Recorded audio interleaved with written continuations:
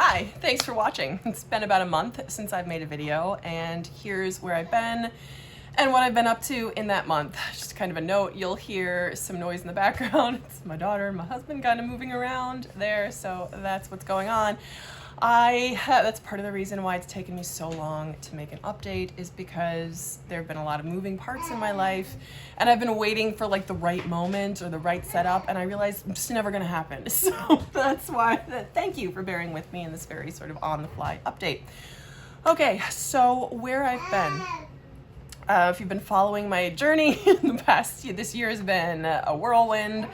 There were some updates at my job that I thought boded not great for me staying in the company, but the people I work with are phenomenal, and a position opened up in a different division within my company, so I was able to move up. My bosses very, very generously allowed me to move over to stay within the company and remain employed, which was a gift from God.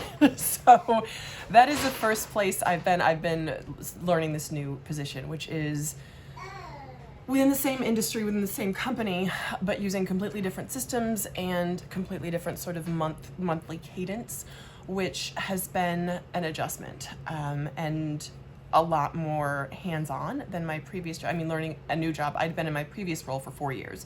So this new role is learning, again, all these different systems and sort of new clients. It's manageable, but there's a lot to catch. So I have been learning a lot, and my workload has changed and grown from where I was, because I mean, I had bare minimum, which is why the updates to my company, I dropped below the bare minimum threshold. So now I'm at, I would say I went from a workload of about 30 to 40% to a workload of like 70, 80, 90% of my capacity. So learning the new systems of working with new people and sort of, again, learning my way around has taken the primary amount of my time and energy, which as it should, which has also necessitated updated childcare. So that's the second place I've been, is working to get my daughter adjusted to a new preschool daycare situation. Prior to this new role, my husband and I had been managing her on our own, and then I would go to my mom's 2 days a week, and that's just what we did. And that worked for, since she was 3 months when I went back to work, till she was 17 months. So that worked for 14 months. And when I say worked, I mean was barely manageable. It wasn't manageable. It was ridiculous. That was the only option in our situation. I would say that was the best option in our situation, because childcare in the Upper West Side, Manhattan, is ridiculous. It was $3,800 a month with no option to go part-time for the sort of the closest option to us. Yes, there are other options. In-home care would have been an option. I did not have the bandwidth to research that at the time. So I chose the path of least resistance, which was just to keep her with us. So getting her adjusted to a new preschool daycare system was extremely challenging. What we ended up doing, this is kind of interesting for anyone in a similar childcare situation, or for anyone who just finds this interesting. So this is what we did. There's a center 3 blocks from us. That's a hybrid co-working space with childcare available. If I were to dream up a situation, my daughter's playing with coins on the floor, it's amazing. If I were to dream up a situation, this is exactly what I wanted. So it's co-working with an option for childcare, which is ideal because we're in a 1-bedroom apartment. That's like double the value of my suburban house. So it wasn't an option to have like a sitter come, because there's no place for us both to work, because we both work from home. So there couldn't be 4 people in the house working and minding her. So that was not an option to have a sitter come, which would have been my second preference. So taking her to this co-working space is ideal, because I can work in the other side. My husband can work at home. I can work in the co-working space, and then she can be in her childcare preschool classroom, which is great. So in my head, we saw it. It's beautiful, light-filled. The staff is phenomenal. They're supremely qualified, like multiple master's degrees. Like, I'm really intimidated because these people, I mean, not intimidated, these people are fantastic. Like, you think about, like, these are the people I would like my daughter to grow up to be like, and they're just so patient and wonderful. Because she had never even had a babysitter apart from my mom and the two of us, it was challenging for her to adjust. So that was the rub, and that was a part that was severely draining, because for the first 2 weeks, we would just go 2 days a week. I would have to take her and then stay in the classroom with her so she could get acclimated, and that was 2 weeks. So that was the first 2 weeks of March, and that was sort of, I mean, it was necessary. It was a drain on everything. I had to do my work. Yes, it is. I had to do my work. Yeah, she wants a snack. I had to do my work in the morning or at night after work, because I was busy in the mornings with her, getting her acclimated. So thank God it seems like we've turned a corner there. I could not leave the room without her crying, so I would just kind of stay in the corner. She would play, and the teachers advised that I kind of slowly transition. So that's exactly what we did. It took a full 2 weeks. So that was, again, the primary drain of that was the direction my energy was going, which kind of was where I was, and not able to continue to make updates. So again, thankfully, we've turned a corner there. And she'll have like moments where she gets fussy when she doesn't want me to leave, but for the most part, she loves it. She loves it in general, and she has moments when she doesn't want me to leave. So that's kind of the balance between having her gain her own independence and taking the energy to make that happen. Because it would have been easier to just go back to what we were doing and just watch her at home. That would have been easier. But this way, I mean, the first time she was able to stay in the classroom for more than an hour at a time, for more than 20 minutes, it was like an hour and a half, 2 hours, and I didn't know what to do with myself. I was like, oh, you mean I can actually work? I can actually do my day job? So, I mean, it was wonderful. And the freedom that I have and the independence and growth that she has just been amazing. So all that to say, and I'm drawing this as sort of a parallel in between helping her gain her independence and the energy that took versus now the anticipated return, which I'm starting to see in her independence.